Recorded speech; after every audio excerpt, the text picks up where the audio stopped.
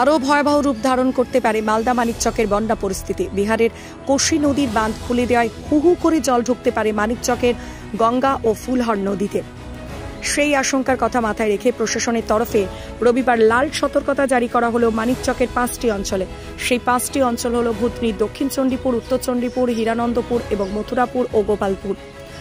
তাই এই সমস্ত অঞ্চলে দিন সকাল থেকে পুলিশ প্রশাসনের তরফে শুরু হয়েছে সচেতনতামূলক মাইকিং করে সাধারণ মানুষকে নিরাপদে আশ্রয়ে থাকার বার্তা দেওয়া হচ্ছে।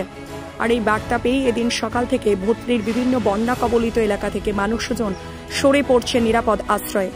অন্যদিকে মানিকচকের বন্যা পরিস্থিতির আরও অবনতি হওয়ার আশঙ্কার কথা আঁচ করতে পেরে রবিবার সাত সকালে বন্যা পরিস্থিতি পরিদর্শনে গেলেন মালদা জেলা শাসক নিতিন সিংহানিয়া। ভূতনি ব্রিজ সংলগ্ন এলাকায় গিয়ে পরিস্থিতির ব্যাপারে প্রয়োজনীয় খোঁজ খবর নেন।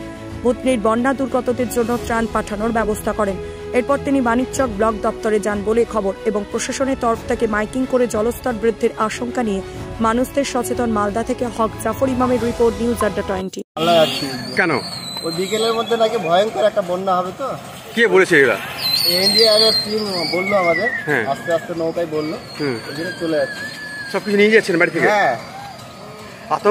আতঙ্কের জন্য? হ্যাঁ, 4 ফিট জল নাকি বেড়ে যাবে, ওই জন্য চলে যাচ্ছে। মুশকিল সমস্যা তো। 4 কোথায় থাকবেন? মালদা ভাড়া বাড়ি থেকে। বাড়ির সবাইকে নিয়ে যাচ্ছেন? হ্যাঁ, ফ্যামিলি ওখানে আছে, শুধু মা বাড়িতে আছে, দাদা আছে। মা বাবাকে নিয়ে আসলেন? ওরা তো এখন ওখানেই আছে। আসতে চাইছে না আসতে চাইছে না? হ্যাঁ, ওই রকম অবস্থা তো হলে তো আসতেই হবে। এখান থেকে গভর্নমেন্টের তরফ থেকে কোনো গাড়ি ফাড়ি করে দেওয়া হয়েছে আপনারা? না, নিজেরাই চলে যাচ্ছেন? হ্যাঁ। আপনার নাম? আমার নাম মনোজ মল্ল।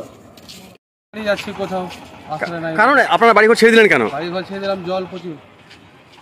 বাড়িতে 1 গলা করে জল, 1 কোমর 1 গলা, খেলা হল, বাচ্চা কাচ্চা ডুবে যাবে ভয়ে চলে যাচ্ছেন। প্রশাসনের তরফ থেকে কোনো সাহায্য করেছে আপনাদেরকে? সাহায্য এখন তো বাড়ি বাড়ি করেনি। আপনারা ত্রাণ পেয়েছেন? আপনারা? আমরা এরকম ত্রাণ পাইনি।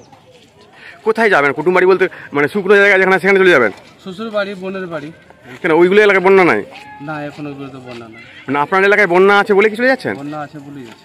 প্রশাসনের তরফ থেকে একটা অ্যালার্ট করেছে যে 4 ঘন্টার মধ্যে জল বেড়ে যাবে, তাই ভয়ে একবার বেরিয়ে যাচ্ছেন? হ্যাঁ, আজকে তো অ্যালার্ট হলো, অনেক জল বাড়বে, তাই আরো ভয় আমাদের। আপনার নাম? হানিফ আলী।